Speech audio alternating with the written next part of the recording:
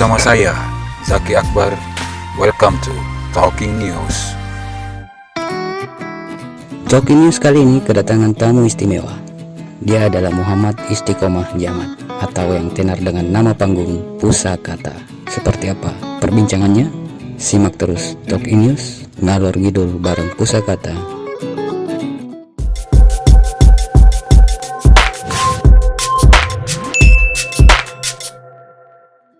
Om Is, Ya, thank you udah datang di Talking News. Gimana kabar Om? alhamdulillah Baik. masih sehat, masih waras. Pandemi Tidak ada masalah. aman ya? Aman. Di luar yang bermasalah. Kita berusaha untuk tidak bermasalah dengan itu. Jadi kesibukan apa nih selama pandemi khususnya? Mau tidak mau semua proyek yang harusnya kita terjun langsung bertemu dengan tim ke lokasi akhirnya harus tertunda dulu. Bahkan beberapa ada yang tidak tahu nasibnya akan mulai kapan gitu kan. Tapi yang bisa kita kerjakan secara jarak jauh lewat jalur komunikasi internet online tetap jalan. Jalan. Kayak scoring film tetap jalan, karena kayak film akad itu kan harusnya Iya. kalau tidak akhir September, Oktober ini harusnya rilis, tapi Iya. otomatis bioskop juga tutup, pekerjaan kreatif juga banyak yang tertunda, dan kami semua masih membaca celah juga ya. Terutama kreatif sudah sama-sama tahu lah, paling terakhir dibukain pintu. paling pertama diajak buat jadi ujung tombak, tapi paling terakhir dibukain pintu. Curhatan. Jadi ya. film akad itu masih Udah kelar syuting. sudah selesai Syuting produksi? semua kelar, udah lagi draft 2 apa draft 3 sekarang editing. Baru masuk scoring saya, karena original soundtrack akan saya rekam ulang, karena memang harus bikin versi baru pastinya untuk soundtracknya, dan scoring saya kerjakan terpisah gitu. Dan main juga sedikit di situ, nongol doang. Berapa nongol. scene di situ? Nongol jadi pengamen aja. Kirain jadi Belum. Utamanya. Film nantilah ada lagi. itu yang gagas pertama siapa sih yang film akad itu? Yang ngajak Motion. siapa? Motion dibantu dengan kerjasama dengan BUMN. Jadi memang mereka lagi mengkampanyekan lagi, apalagi yang di Lombok itu, daerah pariwisata. Pokoknya Yang di Lombok ya? iya. Aduh. Pokoknya mereka Pokoknya itulah. mengkampanyekan lagi sebuah tempat pariwisata, objek pariwisata di Lombok, dan bekerjasama juga dengan beberapa pihak. Tapi yang paling dominan di sini adalah proyek dari Motion dan kerjasama dengan BUMN. Ini menarik nih. Dia menceritakan soal pariwisata. Betul. Menyinggung soal pariwisata pasti. Ya, angle utamanya pasti di situ. Ya, tetap romantisme, tetap konflik percintaan, tapi dengan situasi dan lokasi syuting yang memang berubah-ubah, berpindah-pindah ya. Kebetulan sutradaranya itu Mas Reka Wijaya. Yang kemarin yang harusnya yang kayak tertunda juga rilisnya. Iya. Yang Emang saya juga belum tahu. yang apa? Serigala Langit. Iya. Yang kerjasama dengan TNI belum dan juga. AU itu. Nah, soundtracknya Kalau akad soundtrack tetap. Karena soundtrack memang tetap akad. Karena memang ide cerita juga awalnya berawal dari situ gitu, dari lagu akad.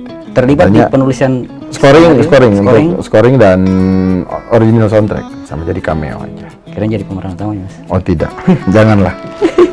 Tidak layak diperbutkan. Ini ada lagu baru nih. Pejamkan matamu. Banyak sebenarnya. Pejamkan Matamu itu satu dari 3 lagu yang sudah siap dirilis. Karena memang sebelum pandemi saya lagi merilis sebuah aktivitas, sebuah kegiatan, sebuah movement sebenarnya. Karena memang darahnya juga darah Bugis kali ya, jadi darah Bugis Makassar tepatnya. Jadi ada keinginan untuk bisa menjelajah daerah-daerah pesisir, dan bukan hanya sekedar bermain musik, bikin lagu dan syuting klip di situ, tapi kita datang ke sebuah tempat yang punya cerita banyak yang punya cerita yang cukup kental di masyarakat setempat. Bagaimana spirit itu, bagaimana semangat itu kita rekam, dan saya membuat lagu di tempat, video klip di tempat, kita tulis liriknya juga di tempat langsung. Dan kita langsung rilis dalam sebuah proyek Sisir Kota Pesisir. Kebetulan volume pertama kemarin Ternate Tidore.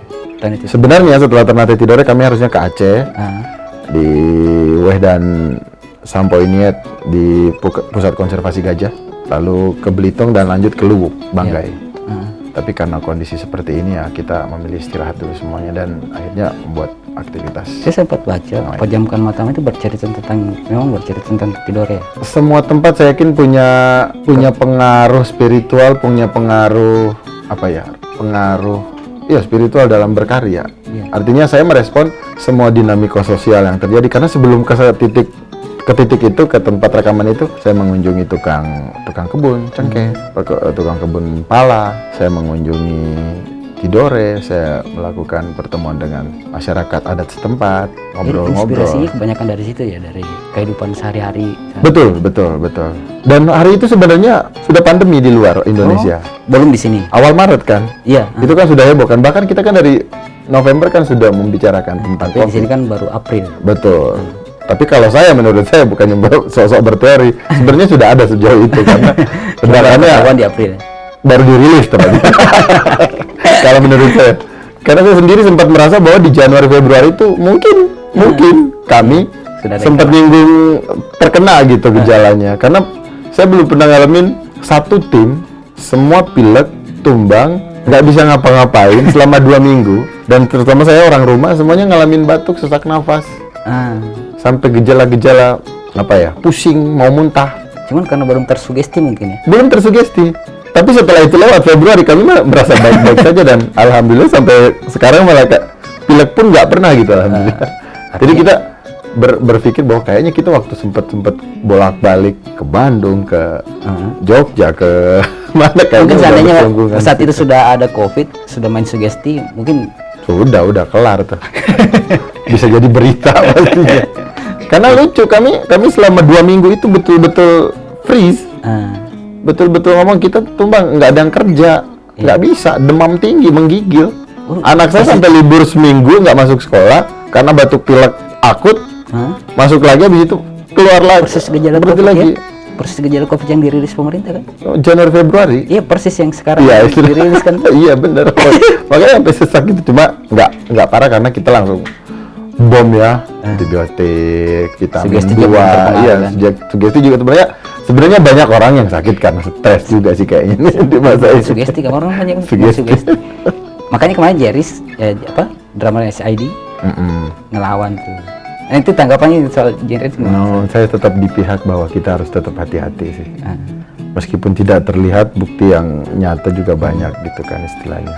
Jadi di luar sekarang terdapat 2 pendapat dan akhirnya berhasil lah ya, dibenturkan lah ya istilahnya.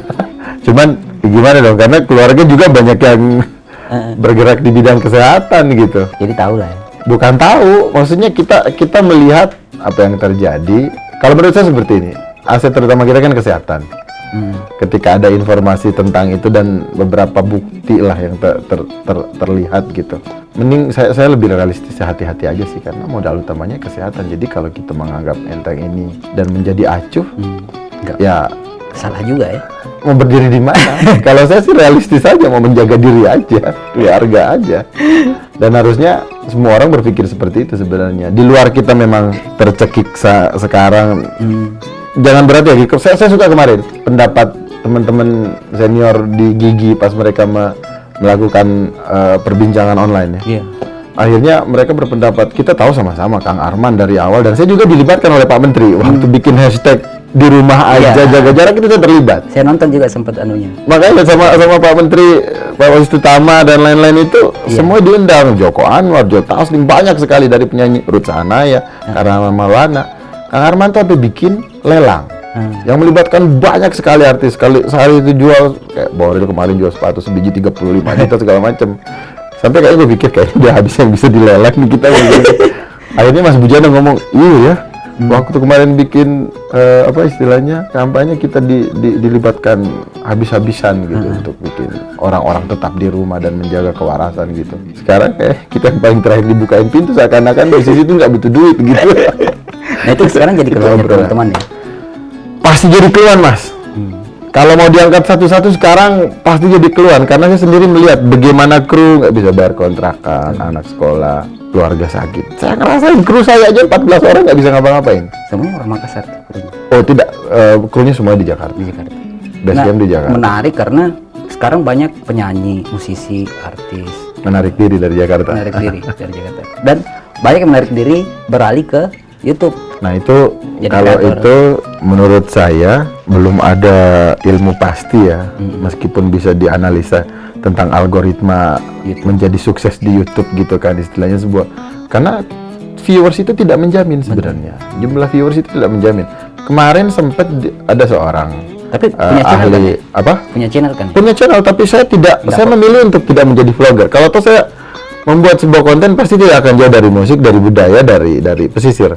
Karena saya memang lagi bergerak ke situ. Tapi orientasinya cuma mempertahankan karya mungkin, bukan orientasi duit misalnya.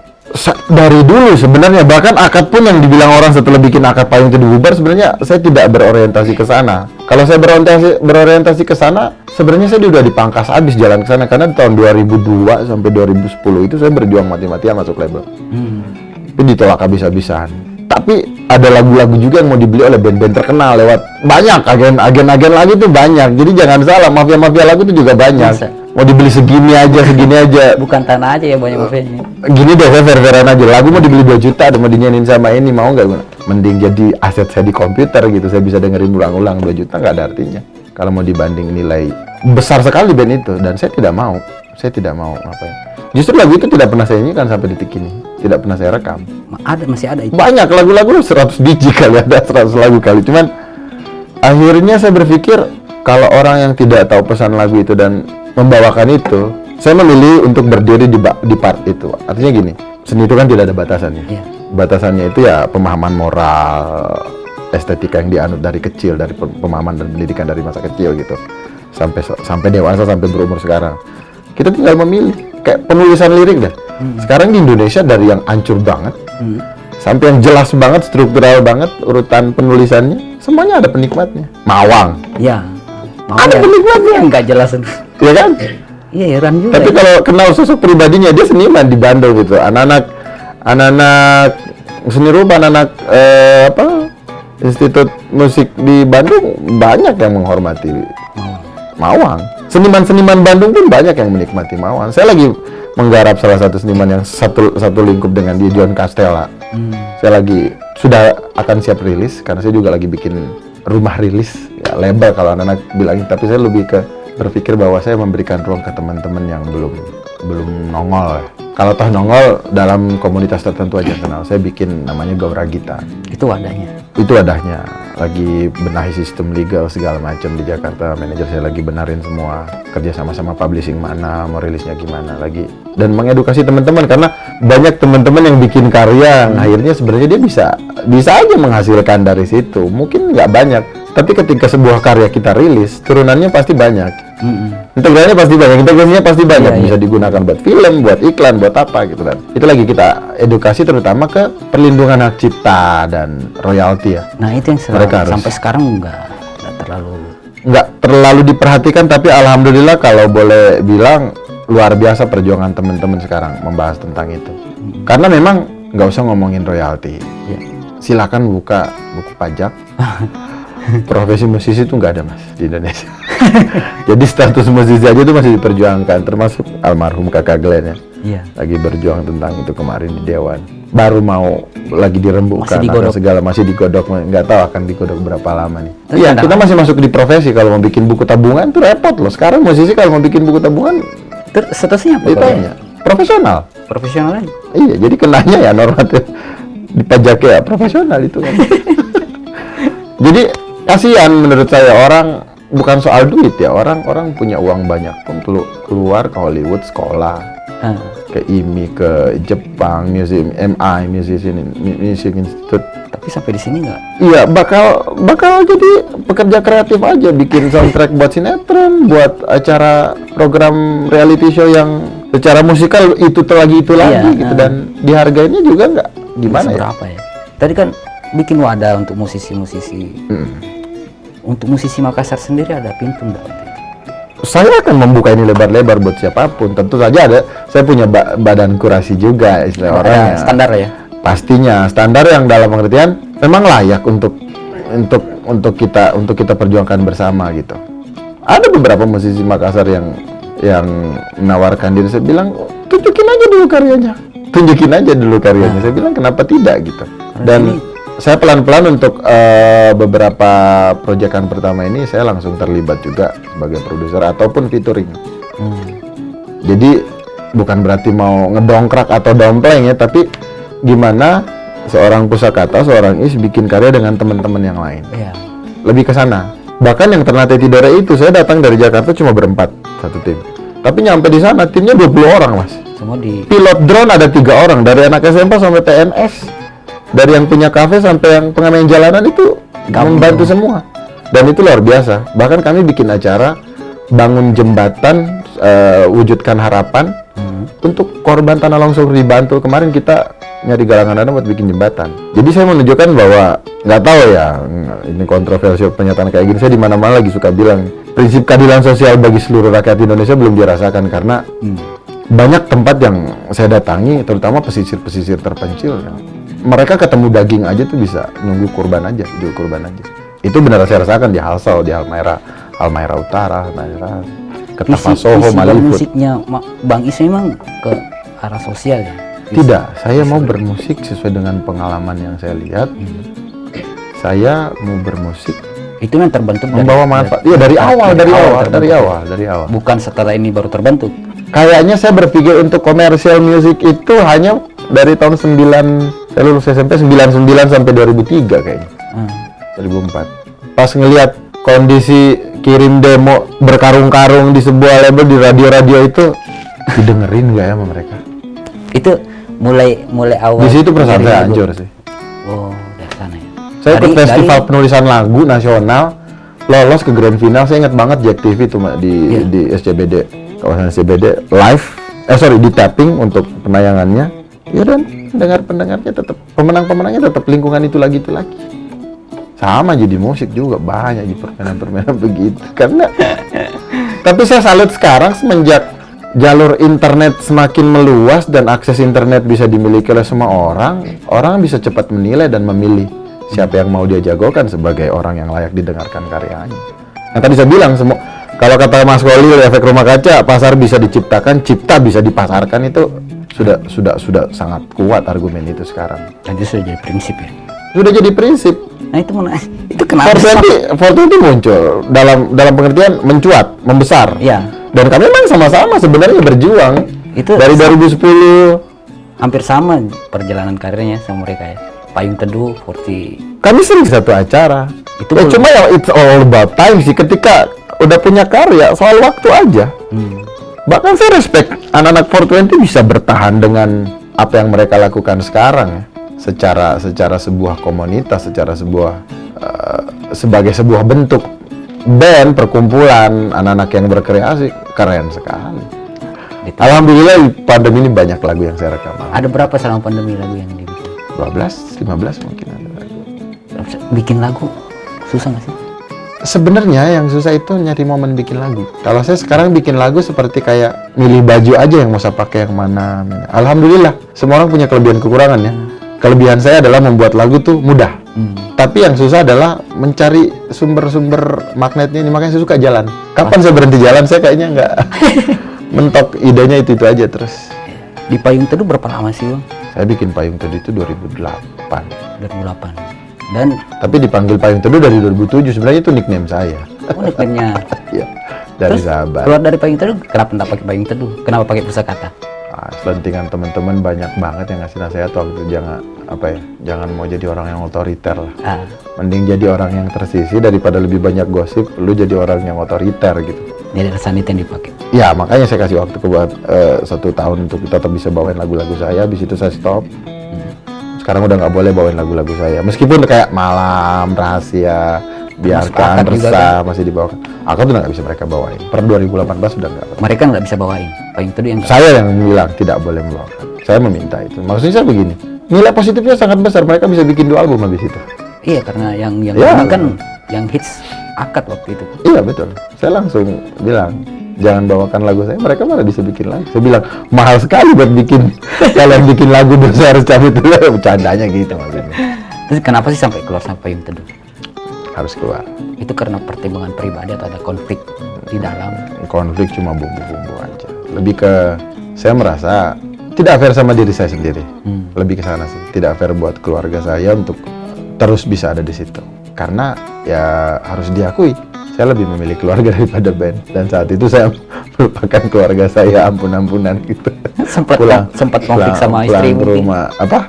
Sempat konflik. Wajar lah, nggak ngeband aja orang berantem, apalagi jadi anak band gitu sama istri. banyak lah musisi kehidupannya seperti apa orang sudah tahu lah. Terutama kehidupan di luar rumah, dan itu yang membuat saya sebenarnya agak exhausted ya. Kelelahan dan kering untuk berkarya. Makanya saya bilang, saya perjuangin album Ruang Tunggu terakhir itu saya garap mati-matian. Saya bilang nggak apa-apa lah, ini surat perpisahan saya bilang. Saya bikin lagu muram itu literally buat mereka, kayak berhentilah wahai Tuhan, berpeluh luka yang sudah muram gitu, kayak udah nggak hidup asalnya. Jadi saya nggak bisa, cuma saya membayar hutang janji rilis album dari 2015, 16, 17, akhirnya Jadi sekarang. iya 17 Desember baru rilis. Bedanya apa ketika saat masih di payung teduh dengan bersolo karir? Perbedaan paling signifikan Tingkat kewarasan. Tingkat kewarasan dalam ngobrol sama diri sendiri lebih banyak. Karena sebenarnya kan itu, Mas. ya, Kalau sudah tidak ada waktu untuk bicara sama diri sendiri, kayaknya gila. bisa dibilang istilahnya kegilaan itu kan bukan berarti jadi orang pinggir jalan telanjang gitu kan. Akhirnya kita nggak bisa menakar lagi gimana cara kita membuat karya yang sehat, standarisasi karya kita, karena karya yang baik itu kan harus lebih baik dari yang kemarin. Iya. Sama aja orang bilang bagusan Dunia Batas daripada Ruang Tunggu, secara cost production, secara persiapan, secara kematangan jauh lebih ribet bikin album akad Ruang Tunggu. Terus ditanya setelah solo 2 buku, lebih gila lagi persiapannya, musisi yang terlibat Jadi harus lebih banyak ada step by lagi. step ya, maksudnya. Iya, meskipun netizen akan selalu bilang nggak enak lagunya, jadi saya nggak peduli Ya, ya. saya juga termasuk netizen, Mas. dan saya juga tidak menutup diri bahwa saya juga suka berantem sama netizen di kolom komen gitu, dan itu bukti bahwa karya yang bagus yang menerima respon, bukan jadi. Dan respon yang baik itu bukan hal yang selalu bisa datang, yang respon yang kita inginkan itu tidak akan selalu bisa muncul setiap saat, dan lu harus saat pertama memutuskan diri untuk ada di situ ya, poin kedua adalah siap berperang gitu, siap menerima perbedaan penilaian orang. Setelah keluar dari Pusaka banyak berubah nih, Mas. Bang Is. Mulai dari penampilan, style, rambut sampai dipotong. Enggak juga, waktu paling tentu saya udah botak nih gitu. Album 2013 saya botak gitu, 2014 saya Tapi botak. kan image yang di luar kan Bang Is gondrong, kriwil. Kalau saya sekarang simpel, kemarin ditanya kenapa dipotong, karena banyak yang bilang rambutnya bagus. Jadi saya potong lagi, bagusan botak. Besok saya mau potong lagi, saya nggak potong lagi gitu. Jadi berusaha untuk tidak terlalu memikirkan itu. Kayak badan juga dibiarin aja melar gitu kan, olahraga aja udah. Jadi kayak saya mau dikenal karena musik saya, bukan karena bentuk fisik, bentuk apa segala macam. Jadi kalau besok ya kadang ditegur, ngapain manggung nyeker, saya bilang. Karena semua orang pakai sepatu, saya bilang. Sampai dibilangin, oh udah hijrah nih Bang Is, udah hijrah nih. Jual gitar, padahal gitu duit aja gitu. Sampai ada yang bilang di netizen yang bilang, Bang gimana mau poligami ya? Ada kan? ada. Hanya mau ikutin saya puji gitu kan. Iya, Gitu. Bukan, dia bilang, oh jual gitar, oh jangan bilang udah mau poligami juga nih, udah tahu. Bebas lah. Maksudnya gini, ya hidup itu kan berputar ya. Kalau di situ terus, enggak sih, saya enggak mau seperti itu sih. Proyeksinya ke depan apa nih, Bang? Kondisi ini sudah merubah semua orang. Merubah interaksi, merubah pola pikir, merubah cara berkomunikasi, merubah cara bertarung ya. Ibarat kata begini, sekarang tuh kayak Naruto. Diem aja bisa ngeluarin jurus gitu. Artinya banyak hal yang ternyata di luar kemampuan kita, di luar batasan kita yang sudah kita tembus. Contohnya seperti ini. Saya ditanya, manggung nggak? Selama COVID dari Maret baru 2 kali manggung. Itu pun di online gitu kan. Iya, virtual ya. Virtual. 1 konser amal. Iya kan yang saya bilang tadi. 1 konser amal. 1 lagi, ya biasalah. Bedanya cuma online aja. Sisanya, saya akhirnya les malah belajar, malah spend siapin pengeluaran buat belajar. Saya belajar audio sama orang, karena saya orang yang sangat gaptek, sangat gaptek. Facebook, Twitter tuh dibikinin sama istri. Ada hikmahnya ya pandemi ya. Ada hikmahnya. Sekarang saya bisa rekaman sendiri di rumah. Iya. Bahkan buka kelas online yang akhirnya apa saya bilang, cara orang hidup akan berubah di sini. Yang saya yakin COVID pun lewat atau apapun itu sudah lewat, bentuk kegiatan online pasti akan banyak. Betul. Karena ternyata banyak pasarnya. Saya bilang Konser tadi ngobrol di online bawah. ya, sekarang. Orang yang kantor nggak bisa lihat konser, pulang ke rumah rehat. Sekarang ada kelas jam 10 malam, jam 11 malam. Kelas produksi, kelas penulisan lirik saya buka kemarin yang alhamdulillah luber sampai nggak ketampung. Itu via YouTube atau Zoom ya? Cuma ya memang koneksi harus diperkuat sih dan saya tetap pakai engineer dari Jakarta. pakai TeamViewer. Ya biasa lah, software TeamViewer. Kita soundman saya tetap ngulik-ngulik meskipun ada latency sekitar 5, 6, 7 second gitu, kayak ya tetap enak aja. Tapi banyak pesertanya juga yang ikut. Banyak justru. Saya buka kelas satu orang 500.000. Oh, satu peserta. Peserta. Satu kali kelas ada berapa peserta tuh biasanya? 10 orang saya batasin. Saya mau tetap fokus. Saya mau orang-orang tidak berapa. Dan itu 2 kali pertemuan kemarin. Tapi kayaknya setelah memikirkan kemarin trial error, kayaknya akan dibikin 2,5 jam sampai 3 jam aja sekali pertemuan dengan harga yang sama. Kayak gitu, ada les drum sekarang, ada bahkan saya bagi 3 les nyanyi, melatih kemampuan bernyanyi, menulis lirik dan komposisi, kelas komposisi. Ternyata banyak sekali. Banyak minat ya. Bahkan ada yang jadi dari Aman, Jordan, dari Saudi Arab, ada yang dari ya orang-orang Indonesia, tapi ada orang Malaysia, iya, ada yang di UK. Ih, lumayan ya. Unik. Maksud saya kondisi ini betul-betul membuat orang jadi unik. Dan ini membuktikan bahwa manusia akan selalu menjadi makhluk ciptaan Allah yang punya kemampuan responsif yang tinggi gitu. Kemampuan adaptif yang tinggi.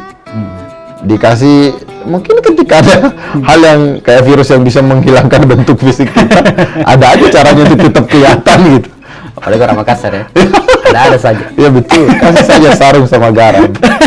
Sarungnya buat tidur, buat jadi layar, buat jadi apa, buat jadi tikar. Semoga semua orang yang di tempat kondisi ini tetap bisa sabar sih yang penting. Karena yang paling penting adalah sabar dan menjaga Oh ya, Bang, kewarasan. terakhir pesannya untuk musisi lokal nih, apalagi teman-teman KPJ banyak yang kemarin tanya, Bang Is katanya mau ke Fajar ya? Iya, titip salam dong, titip pertanyaan dong, titip apa kek, pesan kek. Kalau ngomong soal KPJ, saya temennya di Malewa sebenarnya di Jakarta. Di MJ saya pernah masuk juga ngasih kelas-kelas sekali. Terus bikin karya, saya pernah bikin karya sama mereka. Saya itu orangnya sangat terbuka. Yang susah itu ngobrol sama saya. Karena teman-teman yang mau main musik sama saya silahkan. Tapi tolong tunjukkan musiknya, saya bilang. Jangan tunjukkan omongan-omongannya aja gitu maksud saya. Jadi kalau mau main musik sama saya, ayo, saya buka pintu. Kalau mau bikin sebuah kegiatan, ayo banget. Saya kemarin ikut kelas penulisan juga di Makassar Festival. Apa ya, penulis yang digagas oleh Kak Lili dan kawan-kawan, Kak Riri. Ya Kak Riri aja buka rumata gitu istilahnya. Saya juga mau bikin suatu hal. Bahkan sebenarnya ini pesan terakhir buat teman-teman, saya tuh lagi mau simpel ya. Saya nggak bisa bikin yang ribet banget. Saya mau kayak nyewa ruko di daerah mana di Makassar, kita bisa ngopi di situ. Saya pasangin 3 komputer internet. Nah, tapi di situ ada celengan.